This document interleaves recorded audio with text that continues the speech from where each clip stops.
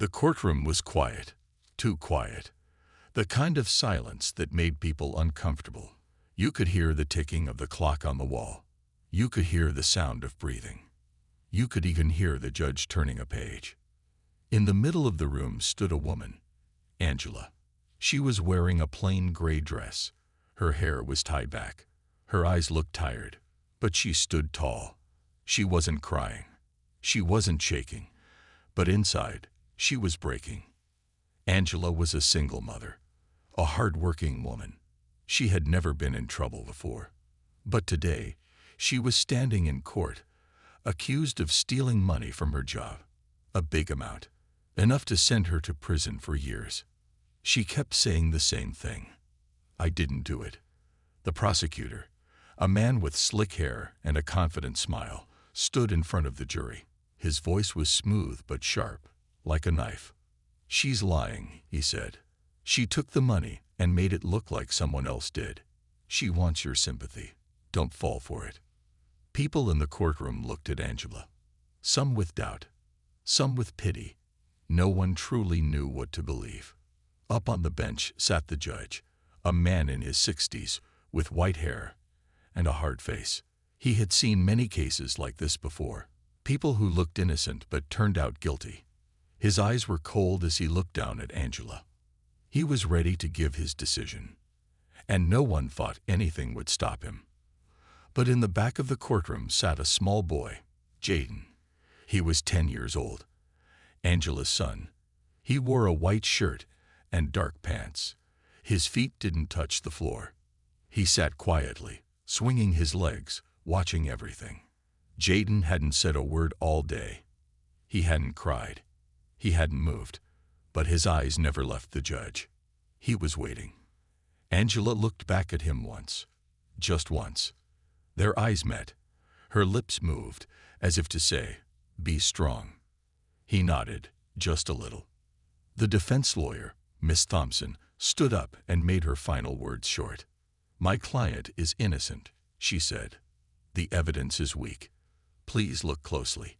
Please give her a chance." But the judge didn't seem moved. He picked up a paper. He cleared his throat. And just as he opened his mouth to speak, something happened. A sound. A small sound. A wooden bench creaked. Everyone turned to look. Jaden was standing. Slowly, carefully, he walked toward the center aisle. His small shoes made soft sounds on the floor. Angela's heart jumped. "Jaden, sit down," she said in a soft but panicked voice. But Jaden didn't stop. The guard at the door looked unsure. The judge frowned. Jaden stopped right in front of the judge's bench. He looked up. His voice was soft, but steady. "Ask me." The judge blinked. "Excuse me." Jaden took a breath. "Ask me what really happened." Gasps filled the room. Angela froze. The prosecutor looked shocked. Miss Thompson stood up. The judge stared at the boy. "Young man, this is not how court works. You can't just speak." But Jaden didn't back down. He said it again. "Ask me." Silence fell once more. The judge didn't speak. Not yet. He just stared at the little boy in front of him. A boy who had stayed quiet all this time. A boy who had just changed everything. The courtroom was silent. Judge Wallace looked over everything. Jaden's words, the recording, the secret letter, and the new evidence from Internal Affairs. He tapped his pen on the desk. Slowly, thoughtfully. Then he spoke. "Angela Brooks," he said, "you were brought here under a cloud of lies." Angela held her breath. "You were judged too quickly, without real proof. But now, the truth is clear." He looked down at the papers, then up again. "This court finds you not guilty. All charges are dropped immediately." The room erupted. Angela covered her face, crying. Jaden held her tightly, his own eyes wet. Miss Thompson smiled with pride. Even some people in the gallery clapped softly. But the judge wasn't finished. He looked at the Internal Affairs agent. "This court also strongly recommends a full investigation into Mr. Dalton and anyone who helped him. The agent nodded. Already in progress, Your Honor. Angela stood up. Her voice shook. Thank you for listening, for believing. Judge Wallace gave a soft smile. Thank your son. He reminded all of us what truth sounds like. As they walked out of the courtroom, cameras flashed. Reporters rushed toward them, shouting questions. But Angela didn't stop. She just held Jaden's hand, walking past them all. They had nothing more to prove. Outside, the sky was brighter. The day felt new. Jaden looked up at her. Does this mean we're free now? Angela smiled through tears. Yes, baby. We're free. Back at home, Jaden placed the recorder and the letter in a small box. Angela asked, why keep them? In case someone else needs help someday, he said. Like us. Angela hugged him tightly. You're braver than most grown men, she whispered. Jaden didn't reply. He just looked out the window. The world had seemed big and unfair just days ago. But now he knew. Even a quiet boy could change everything. With truth, courage, and 2 simple words. Jaden stepped forward again. He held a folded piece of paper in his small hand. The judge looked at him curiously. What's that, son? Jaden opened it slowly. His hands were shaking just a little. It's a letter, he said.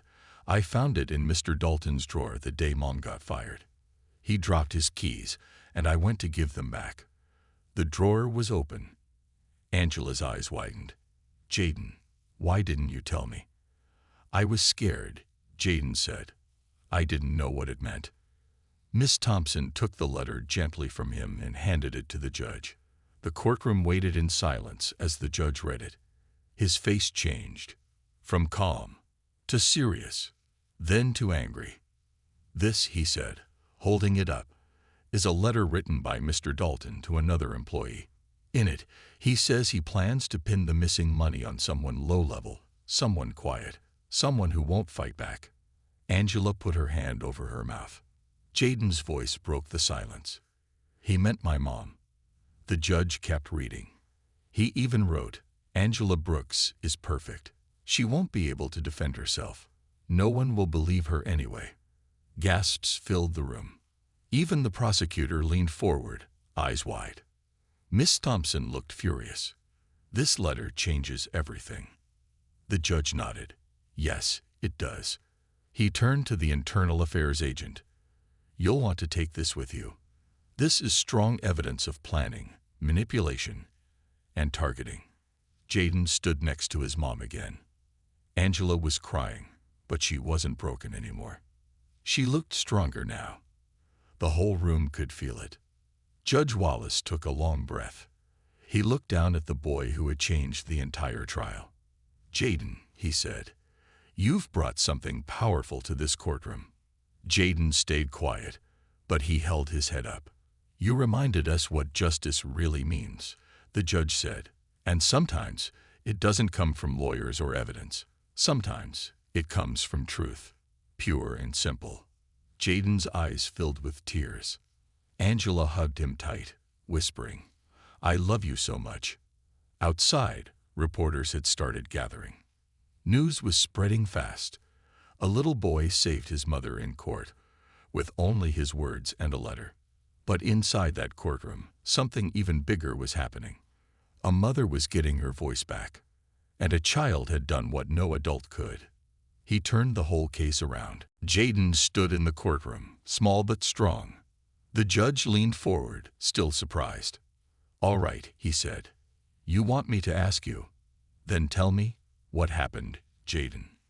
Jaden looked at his mom first. Her eyes were wide.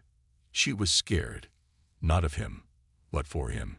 She didn't want him involved. But Jaden took a breath. He began to speak. On the night they said my mom took the money, she was with me. His voice was soft but clear. Every person in the courtroom leaned forward to hear. We were at home. I was sick. I had a fever. She stayed up all night taking care of me. The judge raised an eyebrow. You're sure about the date? Jaden nodded. Yes. Because it was the day before my school field trip. I didn't get to go because I was too sick. She even wrote a note to my teacher. Angela gasped softly. I forgot about that. Jaden continued. She never left the house. Not even once. I remember because she held my hand the whole night. The prosecutor stood up. Your Honor, he's just a child. He could be confused. Jaden turned to him.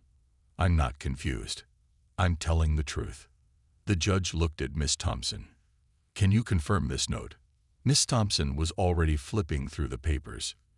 Your Honor, yes. We submitted a letter from Angela to the school. It says Jaden was ill on that day. The judge nodded slowly, his expression changing.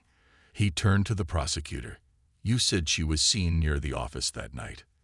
Yes, the prosecutor said, less confident now. But only blurry camera footage. No clear face. And now we have a timeline that doesn't match, the judge said, his voice sharper. The courtroom murmured.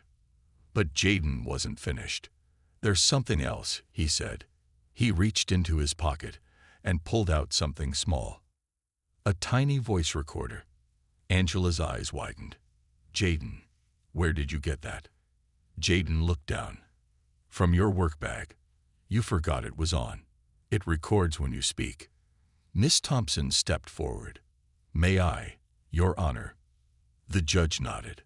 She clicked the recorder. A soft beep. Then Angela's voice played out, faint but clear. Jaden, I need to stay by your side. You're burning up. I'm not leaving you. Not even for a minute. The courtroom went silent again. It was her voice. The same night.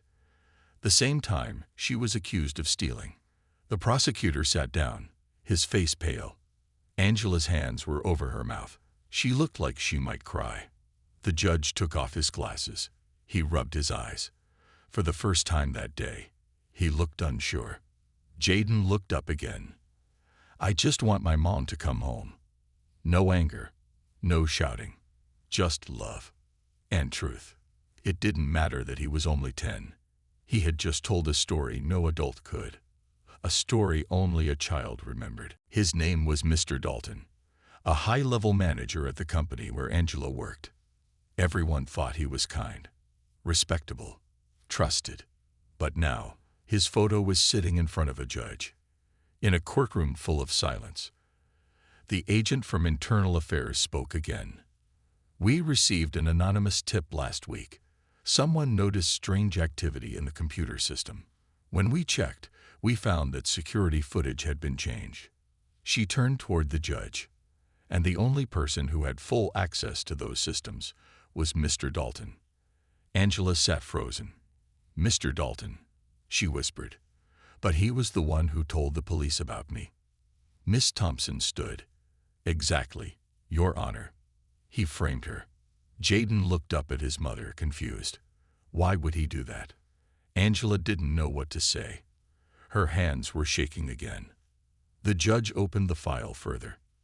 There were email records, login times, footage of Dalton entering the building after hours. Everything pointed to him.